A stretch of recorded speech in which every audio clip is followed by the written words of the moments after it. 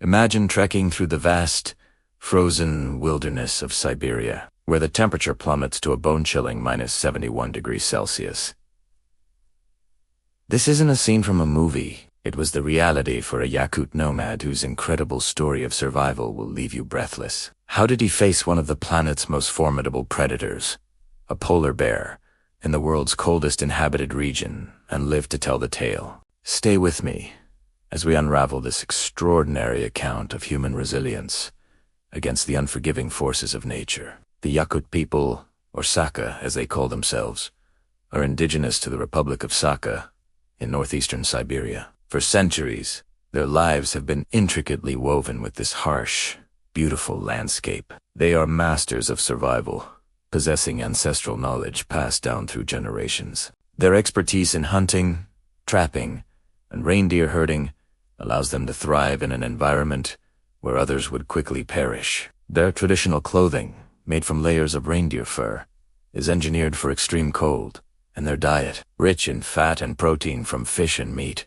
provides the energy needed to withstand the brutal temperatures. This deep connection to the land and its rhythms is the foundation of their survival. Our story unfolds in Omikon, a remote village in Yakutia, famously known as the Pole of Cold.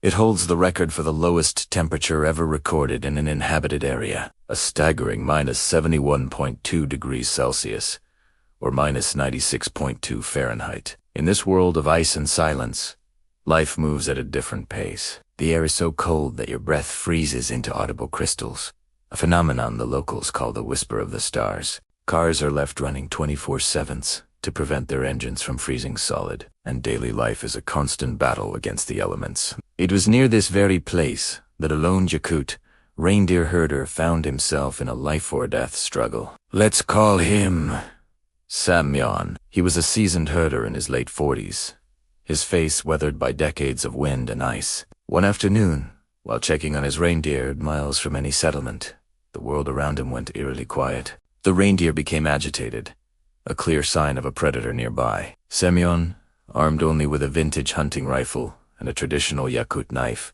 scanned the horizon. Sawit, a massive, cream-colored shape moving with silent, deadly grace across the snow.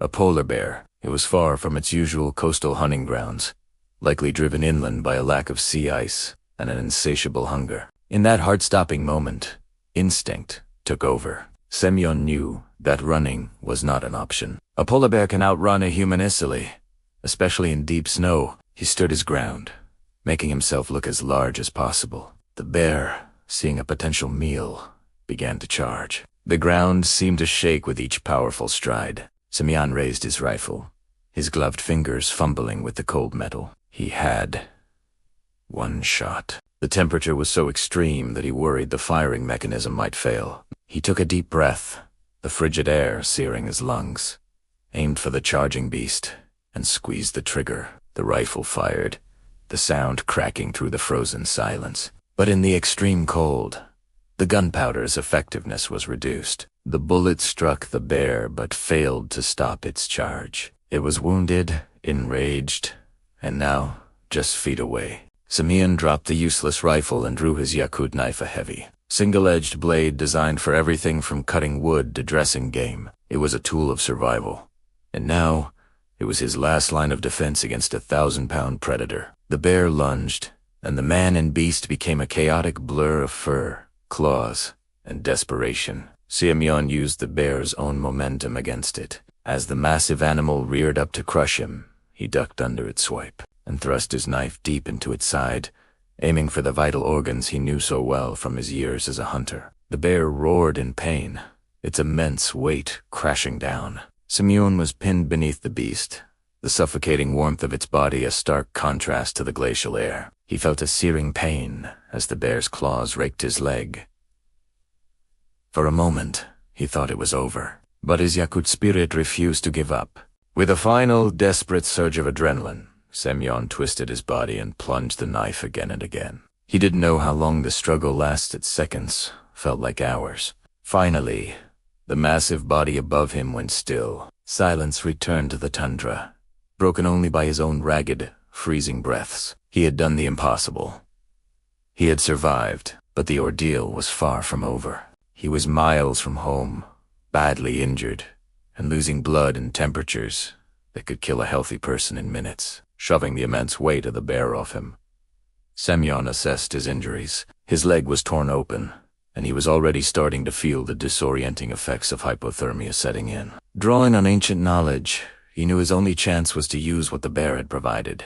He packed the wound with clean snow to slow the bleeding, a painful but necessary folk remedy. Then, he used his knife to cut a piece of the bear's hide and fat. He wrapped the fatty hide around his injured leg, creating an insulating, waterproof bandage that would protect it from the lethal cold. Now came the hardest part, the journey back. Leaning on his rifle like a crutch, Semyon began to limp back toward the distant lights of his camp. Every step was agony.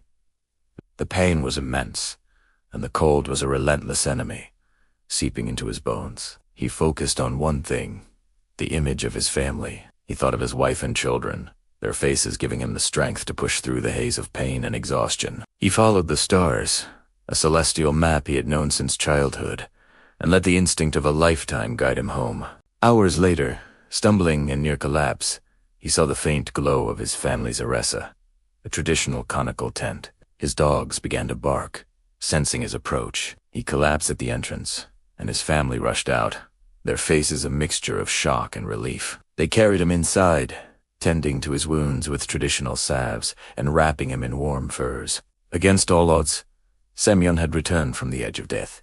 His story quickly became a local legend, a testament not just to his personal bravery, but to the enduring spirit of the Yakut people and their unbreakable bond with the wild, unforgiving land they call home. It's a powerful reminder that sometimes the oldest wisdom is the key to survival. Thank you so much for joining me on this incredible journey to the Pole of Cold. If you found this story as amazing as I did, please hit that like button and subscribe for more tales of survival and adventure. Let us know in the comments what you think is the most incredible part of Semyon's story. Until next time, stay curious and stay safe.